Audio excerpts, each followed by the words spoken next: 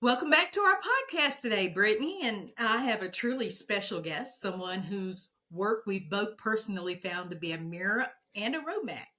Tommy Tomlinson is a veteran journalist, a gifted storyteller, a prize winning local columnist for the Charlotte Observer. His stories were chosen for the books of Best American Sports Writing in 2012 and America's Best Newspaper Writing in 2005. He was a finalist for a Pulitzer Prize in commentary. He has also taught writing at Queen's University in Charlotte and at workshops across the country. He is a graduate of University of Georgia in Bulldogs, Go Dogs.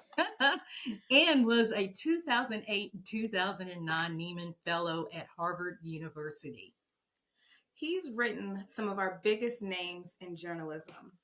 From Esquire, Sports Illustrated, Reader's Digest, ESPN, The Magazine, Southern Living, Our State, and many others. But his most profound work might just be the one where he turns the lens on himself. In his incredible memoir, The Elephant in the Room, that has touched thousands with its raw honesty and genuine humor, he shares his lifelong struggle with obesity, the shame and joy, the daily humiliations, and the slow and hard-won triumphs. As someone who's also on this journey of transformation, inside and out, reading his words felt less like reading a book and more like having a conversation with a friend who just gets it. He doesn't offer a magic bullet. Instead, he offers something far more valuable, a powerful account of what it means to reclaim your life one step at a time. I don't know about you, but we are both honored and excited to welcome the one and only Tommy Tomlinson. Tommy, thank you so much for being here. Yay! Oh, it's my pleasure, and thanks so much for having me here. I look forward to talking to y'all. Did we do a good lead in for you? It was excellent. Thanks. Thanks again, Tommy, for joining us. So, your book, The Elephant in the Room, is a powerful and personal story. It's not just about weight loss, it's about a deeper emotional, psychological battles that come along with it. I want to start and dive right into a question that, I think gets right at the heart of what you shared. You mentioned in your book that you were the food guy in your family. I get that. How did you start to separate your identity from your relationship with food? Well, it's really hard. I mean, I am a food guy in my family, but there was certainly, going back a generation or two, there are lots of food guys in my extended family and food gals as well. It was, growing up in a big Southern family, all our sort of rituals, all our holidays, all our gatherings were sort of based around these giant tables just covered with pork chops and fried chicken and okra and collard greens. And I have to tell you, we were more of a mustard green and turnip green family, but collards, when I moved to North Carolina, I discovered collard greens. I grew up in Georgia, and we're a little bit different greens there. But anyway, all that stuff, and biscuits and cornbread and pecan pie and all banana pudding, all that stuff was all such a big part of our kind of collective identity. Yes. And certainly as I got out in the world, was a big part of my personal identity as well. Right. And I have to say, it's only in the last, 8 or 10 years that I've been able to separate that a little bit and make that not so much about who I am. And I think part of it is just really kind of a maturation process. I talk about in my book that a big part, I think, of my clinging to food for so long was this idea that a part of me didn't want to grow up. And that I missed out because I was overweight on a lot of things from my childhood. And so I wanted to keep the rest of that childhood with me as much as possible. And so I think, eating what I want when I wanted to, no matter if it was good for me or not, was sort of part of that, because that's what I did when I was growing up. Sure. And to separate that out and basically kind of tell myself that if I wanted to be, a full grown human being, I had to, kind of cut my ties so deeply to food and make it not such a part of my life. That was a big part in sort of Growing up. making the part of growing up. Yeah. And so in some ways I didn't grow up really until I was like 50 years old. Hey, there's nothing I wrong get with it. that. I still haven't gotten there yet. So Well, it's certainly in other parts, I'm still a kid too. it's a journey, right? Exactly. It is. Speaking of the journey, what was the specific rock bottom moment or single event that made you say, I have to do this right now? So in 2014, so 11 years ago now, my sister died suddenly. She had been, So sorry. I have one brother and one sister, and so she was my only sister, and she had struggled with her weight most of her life too, and developed a leg issue that sort of got out of hand. It got an infection, and it was just as we were leading up to Christmas, and she went from being okay to being really sick and in the hospital. And my wife and I were visiting my in-laws and trying to figure out whether to get down to Georgia to see her or not. And by the time we figured out it was serious and got in the car, we got halfway there and she had already died. Oh, wow. So sorry to hear that. Well, thank you.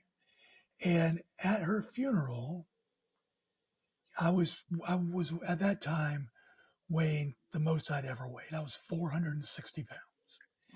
And I looked around at her funeral at all the people I knew in the audience, my family, our mutual friends, all those people. And I remember thinking to myself, if I don't do something soon, they're going to be right back here for me. Wow. And that's profound. And that's when I realized I had to do something. And that's when I did start to do something. And it's been a long journey since then. And it's had its ups and downs. But that was the moment that I did, as you said, sort of hit rock bottom and realized something had to change. Thank you for sharing that. Okay. Yeah, that's that resonates kind of deep. When you were having a really hard day, Tommy, what was one thought or mantra you go back to that helps you stay on track?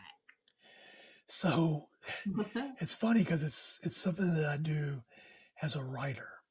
So when I'm writing something, I'm working on a long story or a project or something, and I'm stuck and I'm despondent about, part of me goes, I'm never going to get this done. I can't do this or whatever.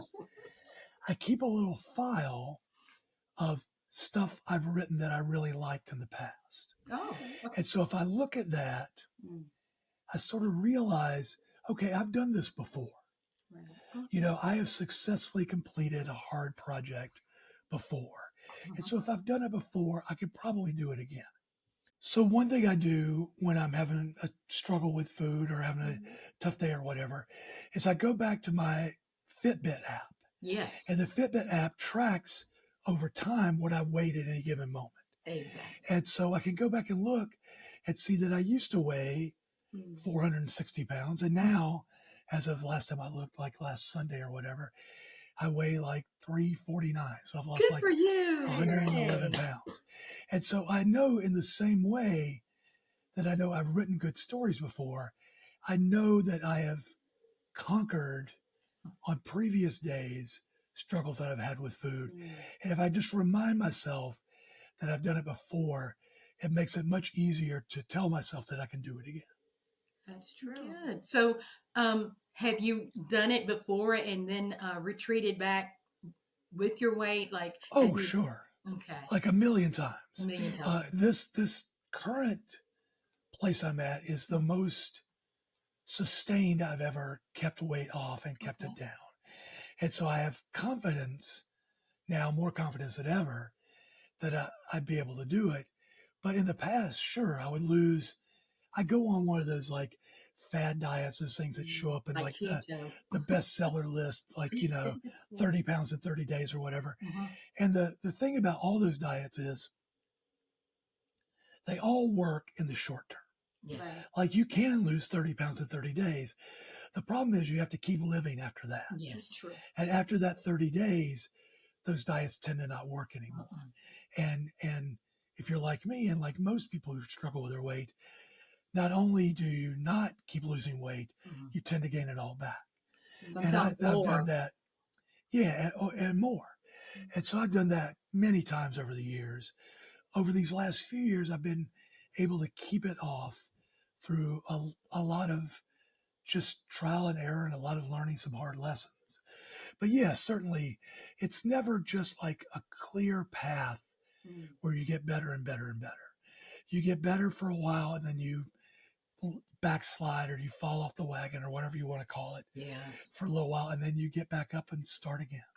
You write about the physical and emotional realities of being morbidly obese. What's one of the biggest misconceptions people have?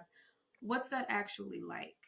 I think the biggest misconception people have is that it's as easy for us to stop as it would be for anybody else. Yes. I think you have to think of this obesity for most people, not for every single person, but for certainly people who have gotten to be the size that I got to be, as a disease and or an addiction.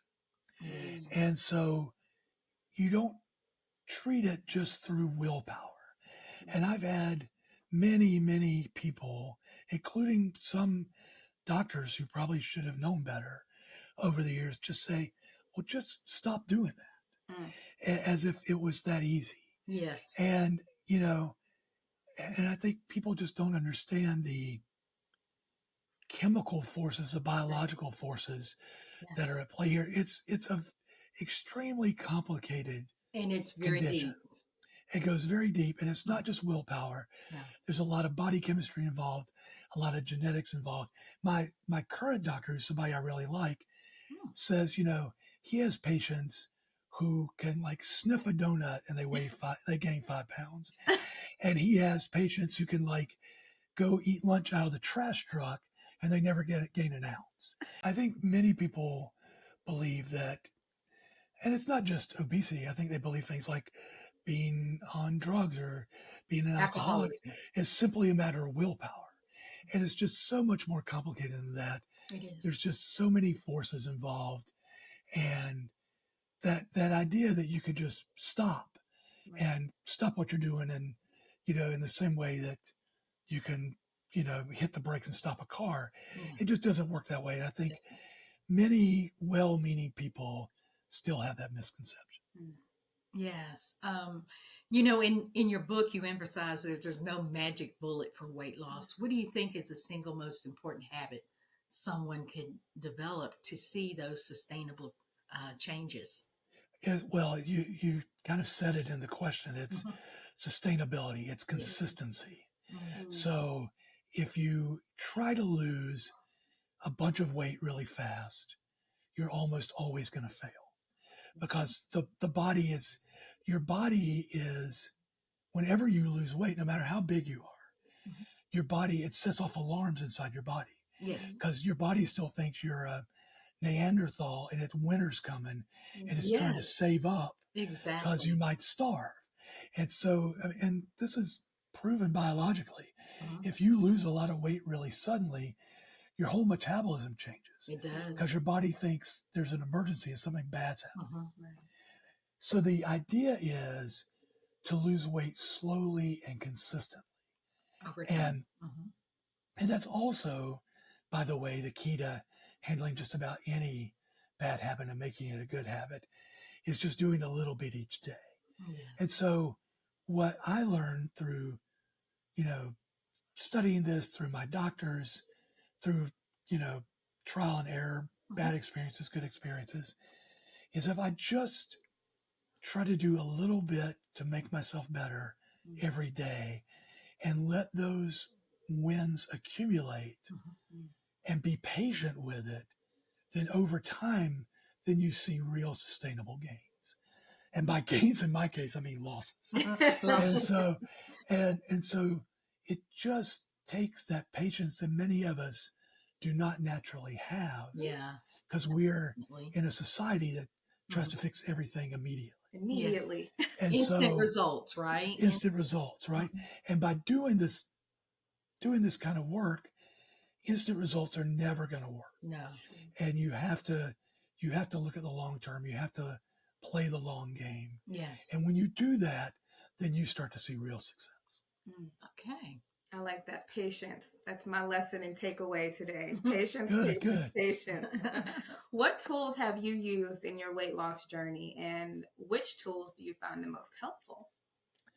So there's a couple of things that I did at the beginning that just became really helpful. And the first is basically just counting calories like they used to in the old days. You know, instead of making it a real complicated thing, you just kind of figure out calories in and calories out every day. I use the Fitbit app to do that. There are lots of other ways to do that. You can just do it with a piece of paper if you have a little book, or you can go online to figure out, you know, it's a matter of kind of measuring portions and figure there are lots of easy ways online to do that now. That does not get into as much into nutritional stuff, like how much protein you should have and how much carbs and all that sort of thing. And that's a more advanced version of that. At the beginning, I just wanted to say, I'm eating less than I'm burning every less day. calories, and that was important. And so, and this is basically a version of what Weight Watchers does. It assigns points to certain foods, and you just try to hit that point total every day. So I just kind of did my own version of Weight Watchers, basically. Okay. And there are a lot of, you know, advanced ways to look at it, but that's a really easy, simple way to start. And by the way, when I started doing that, I saw results right away. I didn't try to make it a whole lot less every day. I just wanted to make it a little bit less. Like if I was burning 2,500 calories a day and I ate 2,200 calories a day, that was fine. That is it. I wanted number one to be smaller than number two. There you go. Now, I will say, after some time doing that, science came up with these GLP drugs, these like Ozempics and that sort of thing. And about a little over a year ago, I started taking Ozempic. Okay. And I switched about 2 or 3 months ago to Zepbound, which is a similar drug, a different formulation, because I was having some stomach problems with Gastro problems. Gastro problem, which is a pretty common side effect. It is. Of Ozempic. The difference in taking the drugs and not taking the drugs, I'm not really losing weight any faster than I was before. But the big difference is, and it's sort of astonishing to me, is that the food noise in my head has mostly gone away. So that constant like thinking about what's my next meal going to be, what's in the fridge that I could snack on, if I know I'm going out, like looking at the menu and figuring out what I'm going to have hours before we get there, you know, all that sort of thing. I get it. There's something about those drugs that quiets that noise in my head. And that has been like a revelation to me. Because if I'm not thinking about food all the time, if I am thinking about food all the time, at some point I'm going to do something about it. I'm going to go get a snack, or I'm going to eat something I shouldn't. I'm going to have too much of something to fulfill that, you know, noise in my head. And these drugs, for me and for many people who take them, they shut down that noise, and it's been just an amazing I was change on that Ozempic as well, and like you said, I did have the gastro issues. I'm on the Wegovy. I started off with the gastro issues, but then it tampered away as I elevated the dosage. But I also noticed, like you said, not only does it quiet the noises, I think it also changes the way food even tastes for me anymore. Huh. Yeah. Now that's funny. I haven't noticed that, but what I have noticed is I'm satisfied much faster. Yes. Like if I have pizza, if I have 1 or 2 slices, I'm done. Whereas before, you could eat a whole pie, right? I might eat the whole pie, right? If nobody's around and nobody's looking, and the whole thing might go. And so now that that sort of Satiating is bar of satisfaction Mhm. is way lower. Yes, And agreed. that's a big difference too. Okay. So, many people on weight loss journeys, myself included, have moments of gaining some weight back, as you mentioned. You mentioned hurting your back and regaining some. How do you handle those setbacks mentally and emotionally? And what advice do you have for others when the scales go up? You have to kind of get back on the horse in the sense of when I talked earlier about this being like an incremental thing, a little bit of change every day, right? So you have to be willing to not try to like get everything back in a week or a day or whatever. Right. It's like if you're, I tend to think in metaphors and stuff. If you're playing poker and you lose a big hand, you lose a big bet, you can't just try to get all that money back on the next hand. You have to try to get a little bit back each time and sort of build it back up until you're kind of even again. Got it. And it's the same way with something like this. Mhm. Yeah, everybody who deals with this stuff is going to have a moment or a weekend or something where you go off the rails, right? Your friends come over, people you haven't seen in a while, Mhm. there's really good food around, and you just got to go crazy for a day or two, right? Yes. And when that happens and you step on the scale and you see the damage that's done, Guilty. yeah, you can't just go, okay, I've got to starve myself for a week now to get back to where I was. You just have to remember those previous successes, those small successes, and just realize that everybody is going to have bad days, bad weeks, whatever it is. And it's exactly what they tell people in 12-step programs. Everybody in AA, almost everybody in AA, has gone off the wagon at some point. Yeah. And you just have to, as they say in those things, work the program again. Yeah. Start back at step one and go through it. Yeah. And that is Agreed. really frustrating. It is. And it's really goes against our need to have quick fixes. But I've found that it's the only way that works. It is. Oh, that's true. And I totally agree with you on that. Definitely operating with grace with yourself and Yes. making sure which is hard to do. We can tend to beat ourselves up.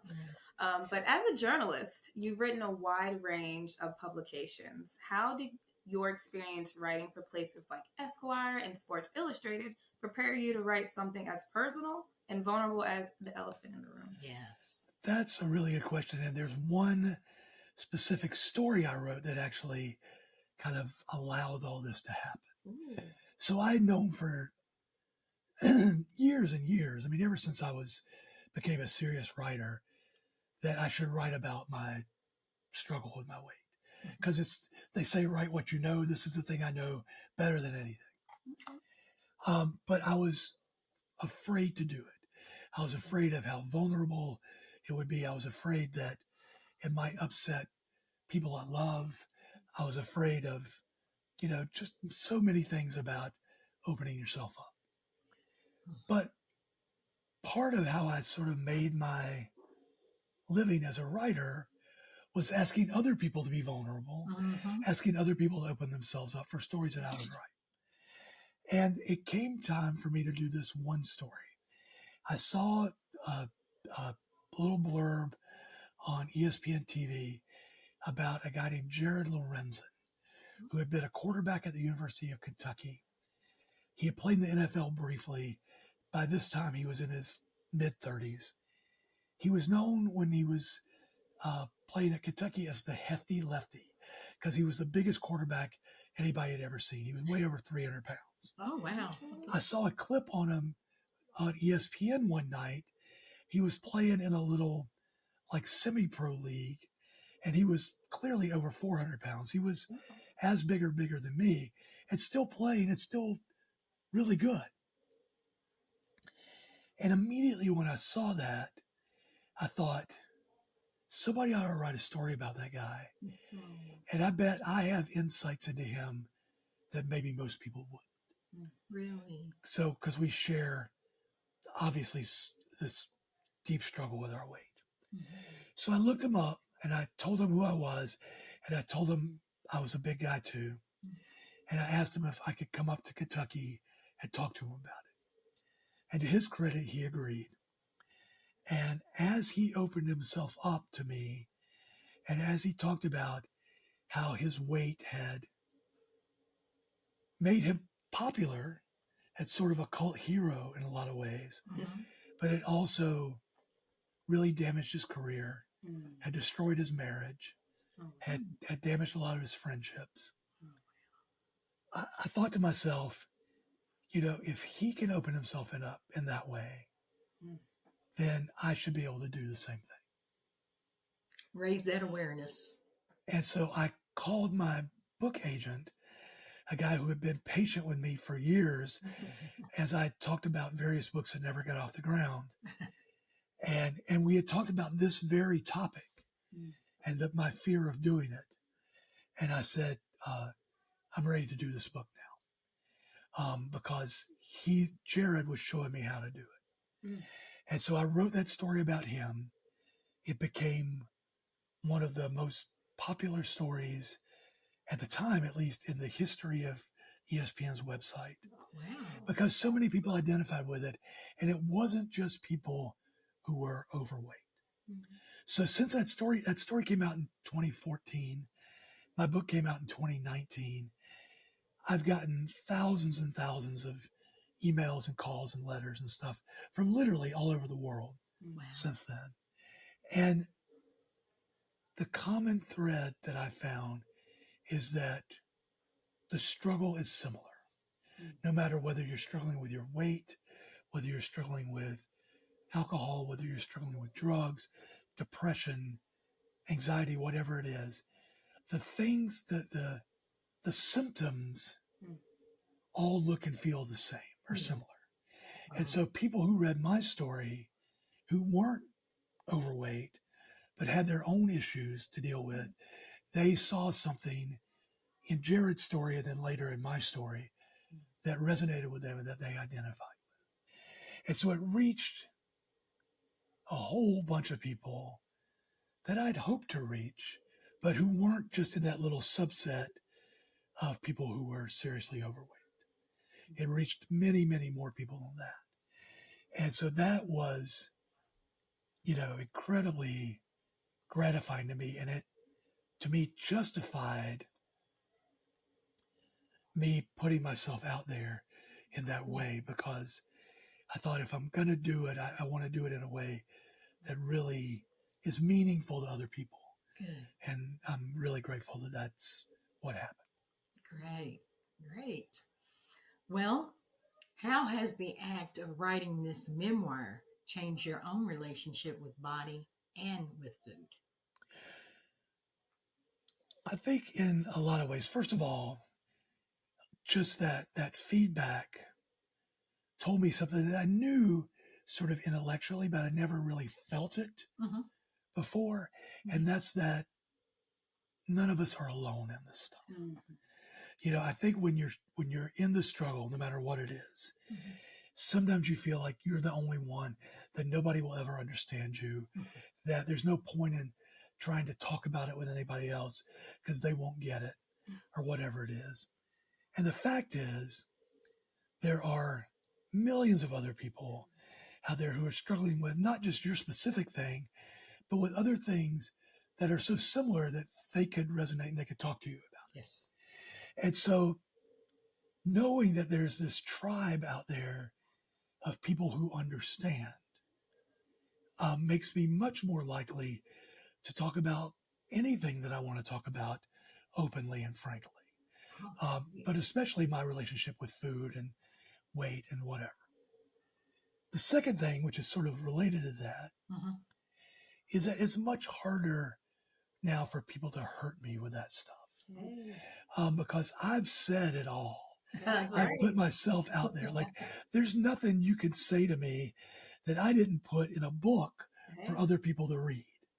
And so whatever you think you might be able to say to me about my weight to hurt me it doesn't sting nearly as much as it used to, Okay. because all my stuff is on the table now. There you go. And so, so those are just a couple of the things. And I think it is enabled other people to talk to me frankly about their issues in a way that is really gratifying to me. And I'm able to be, I think, a better listener and a better journalist in a lot of ways, just by hearing how people talk about their things and seeing how that, mirrors how the stuff that I've had to deal with. Gotcha. I love the way you mentioned tribe, and that's why we're here, like community, and that's the whole purpose and premise of this entire podcast. That's why you're here, Tommy. But what was Good. the most difficult chapter or memory to write about in the book? Oh. So the thing I saved for last was the struggle that my wife and I had, and ultimately were not able to have a child. It was something that I thought needed to be part of the book, because I'll never know this for sure, but I certainly believed at the time that my weight factored into that in certain ways, because of things like sperm count and all that sort of nitty-gritty stuff that you talk about when you talk about trying to have a child and going through IVF and all that sort of thing, which my wife and I did. It was a very difficult period in our lives. It was something that I wanted to make sure I had conversations with my wife about before it went in the book. Good. Obviously at the time it happened, we had a lot of hard conversations about it in the moment. But then when it came time for me to consider writing about it, I told her at first, and I told her, about the whole project. I mean, the whole project, I think if she had said at some point, I don't want you to do this, I probably would have not done it. Because, writing this did not just affect me. It affected her, it affected my extended family, my friends, a lot of other people as well. And her being the person who's closest to me, I wanted to make sure that the difficult stuff that I wrote about was okay with her. And so, she read the whole book before I sent it to editors, but that part especially, because it was really personal stuff, not just between me and the world, but between me and her and the world. And that stuff I wanted to make sure that I got it exactly right, and that it passed muster with her. There you go. Before I put it out there. Put it out there. Because that was stuff that I'm not sure anybody knew about except me and her and the doctors involved. Right. And maybe some other people who were very, very close to us. But that was news to most of the people who know us. Okay. I get it. All right. Well, since you've been pretty honest about that memory, and the book is known for its brutal honesty, how did you decide what to include and what to leave out, especially when it came to sharing those moments like that, and sometimes the humiliating moments? Yeah, my career as a journalist really helped me with this, because what I ended up doing and the way I ended up thinking about it is pretend that I'm another person and I have all this information in my notebook. What story would I think is important to tell about that other person? So that's something I've done many, many times over my career. Good way to I'm writing about Jared, or I'm writing about Dean Smith, or I'm writing about Reverend William Barber, a lot of people that I've sort of profiled in my, okay, yes, a little humble brag there. That's okay. Slide that right on in there. Just slide it on in. So as I write about those people, my job is not to write a story that would make them happy. My job is to write a story that illustrates their life in a way that is meaningful and useful to the audience. So there are things that I learned about anybody I write about that might be embarrassing to them or might be painful to them or whatever. And the standard I use is, does that mean something in the story I'm trying to tell, or does it not? I never put anything embarrassing or painful or whatever in a story just because I can, or just because I found it out. It's, does this illustrate whatever point I'm trying to make? And so as I looked back through my own life, and I had all this, not only just memories, but stuff I had gone back and interviewed people, family members, stuff I had gone back through my journals and just reread and all those sorts of things. I looked at whatever I was trying to say in the moment, whatever point I was trying to make. And I looked at the ways I could make that point. And I picked the one that would make it the best. Whether it was the one that was most embarrassing to me or most painful to me or whatever it was, the one that told the story the best, that's what I chose. Now, I tell people, this is not a tell-all book. It's like a tell most. There's stuff, a little bit. Tell a little there's bit. stuff about me that's embarrassing or painful that is not in the book.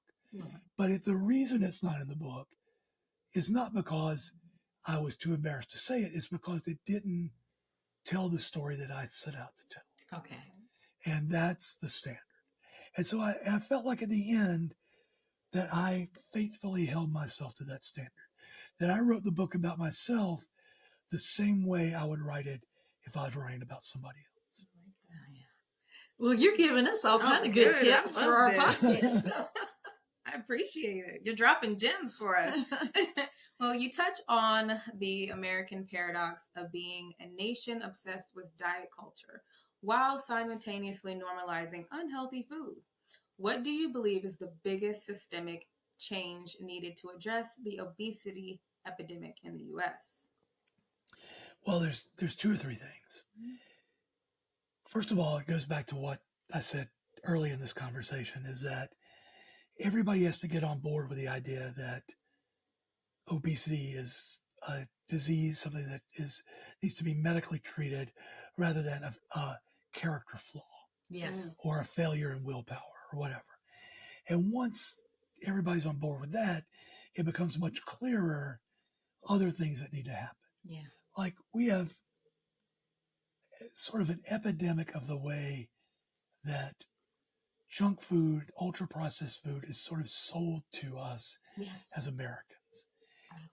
It is sold to us, and I think in some ways, not in all ways, it's not a one-to-one analog, but it's sold to us in many ways that cigarettes were once sold to us. Yes. And that alcohol was once sold to us. That marketing is with something, isn't it? It's marketed with no caveats, with no warnings of the danger.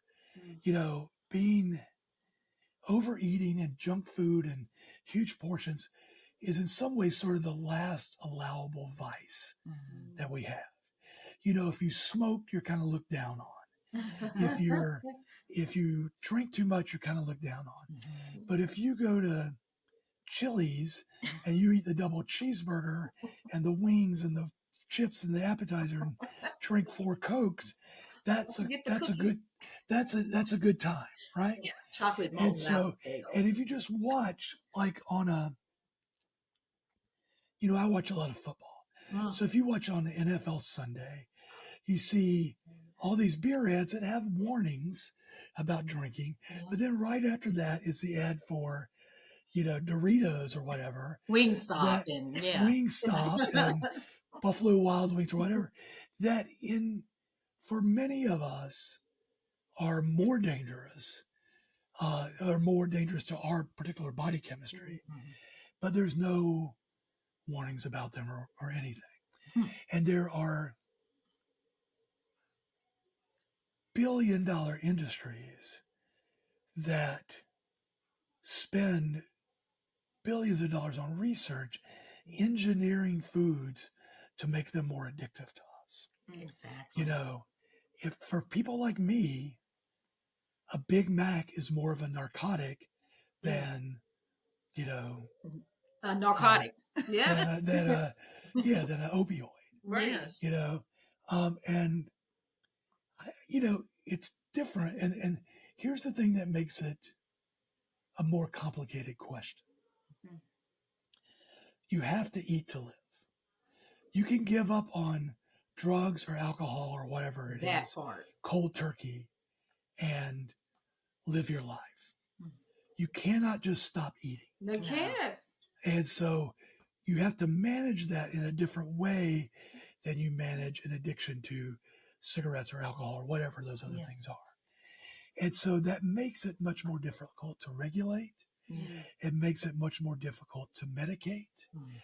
And it makes it more difficult to legislate. I didn't mean to rhyme all those things. No. But Well, I'll but- throw a beat in there I for know, you, right? okay? yeah.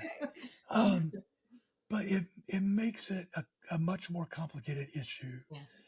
for America to deal with. And we have to sort of understand that for many of us, this is not just a theoretical problem. It's something that many of us deal with every day. And the problem is there are millions and millions of people for whom this is not a problem. And they can eat 3 Big Macs a day and they're fine. And those people just have to be convinced that for the rest of us, this is a big issue. And we have to figure out new ways to deal with it. Mm-hmm. You want to go ahead with your question? What's a message you hope people who are not on a weight loss journey take away from the book? Well, a couple of things that we've already discussed. One, like we just discussed, is that weight loss is not just a character flaw or whatever. It's a biological, genetic issue. There are character issues that go along with it, of course, but it's not just something you could tell people to stop and they stop. And then, like the other thing we said earlier, and if I've come back to because I think this is really important, it resonates with so many other addictions, obsessions, whatever you want to call it, Mm-hmm. that other people have. The sequence of events that you go through when you eat too much is very similar to the sequence of events you go through when you drink too much or when you can't quit smoking or can't quit drugs or whatever. And those people have to kind of stick together and tell the rest of the world, there are ways to figure this stuff out. We just have to add this to the other problems. Yes. And so those tribes have to become a kind of a bigger collective tribe and not just look down on other people as that's not a real thing. Right. Mm-hmm. And so I think it's important for people who don't have this particular struggle. I mean, the way I put it in the book and the way I tell people when I talk about this is everybody's got something. Mm-hmm. You may not admit that you've got something, but you've got something. Mm-hmm. And whether it's you hoard or you smoke too much or you have anger issues or whatever, you've got some Vice. There's a vice that you can't conquer on your own. Excellent. And those vices all play out in the world in very similar ways. And once we get people on board with that, I think that's a very important takeaway, to have to realize that in that way, we all are much more in common than we are different. Love it. Right. Ooh. I love that. Uh-huh. Now, if you could give one piece of advice to the younger you, 460-pound self, what would it be?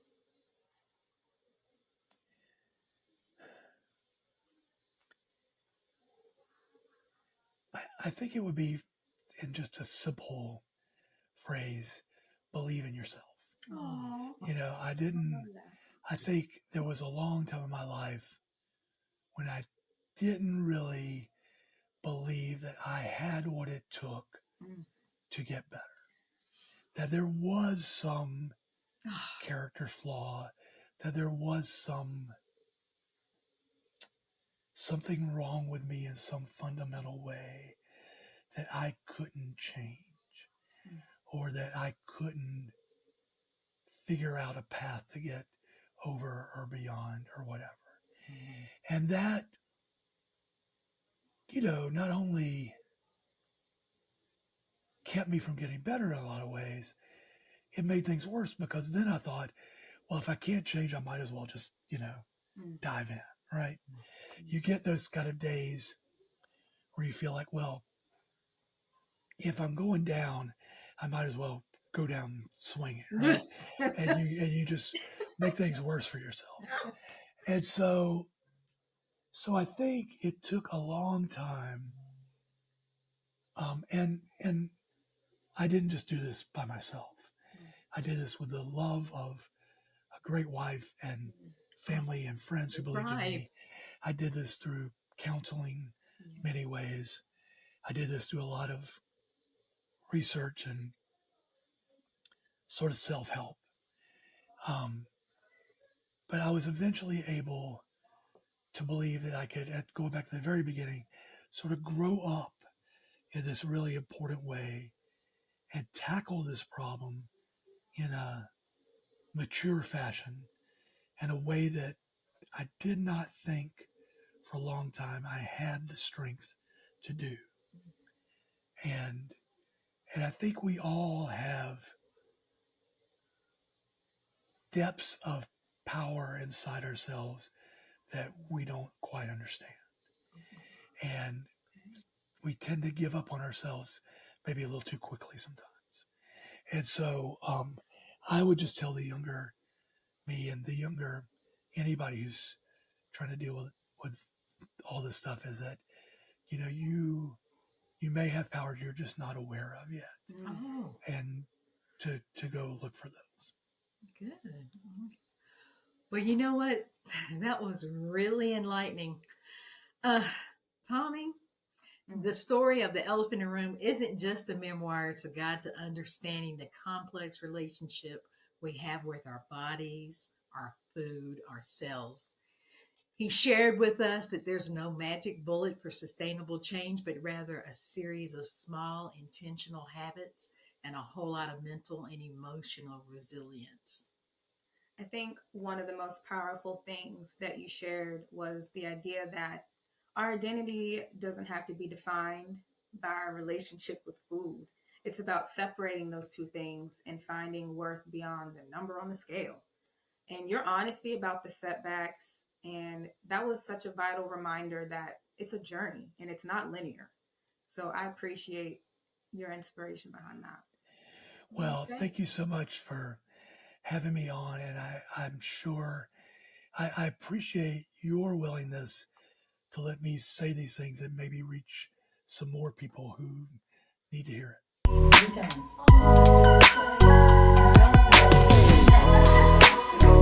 That's it right there.